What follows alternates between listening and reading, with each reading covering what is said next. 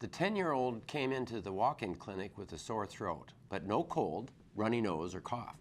Her mama said she had a fever of 101, and her knees, elbows, wrists, and ankles were hurting.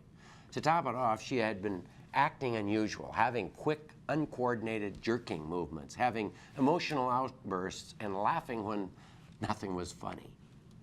There was a rash over her abdomen and back, and upon listening to the heart, a murmur and an unusual scratchy rubbing sound was heard. Her neck lymph nodes were large and tender, her throat was red, and her tongue had a strawberry character to it.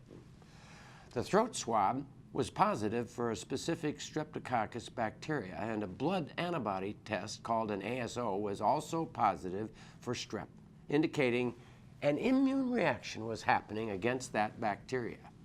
Her immune system was attacking her own joints, her heart, and even parts of her brain in a misdirected effort to fight that bacteria.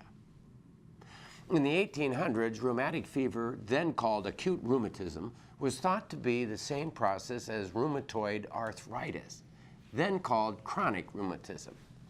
In the early 1900s, experts believed that both diseases were the result of a bacterial infection. It was discovered later that rheumatic fever is an infection-induced, immune-driven condition, and that rheumatoid arthritis is not related to a bacterial infection at all.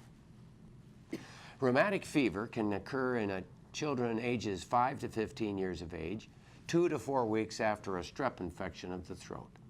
The diagnosis is made when 2 of the following symptoms occur: large joint pain, signs of heart inflammation with a new murmur, nodules under the skin, a specific marginating rash, and neurologic changes of emotional instability, weakness, and jerky movements. The diagnosis of rheumatic fever mostly comes from taking a careful history and providing a thorough physical exam. Laboratory and x-ray testing is important, but only supportive. It's interesting to know that a strep throat infection doesn't get better any faster with antibiotics. It's a self-limited condition which will resolve over several days or so with or without the antibiotic.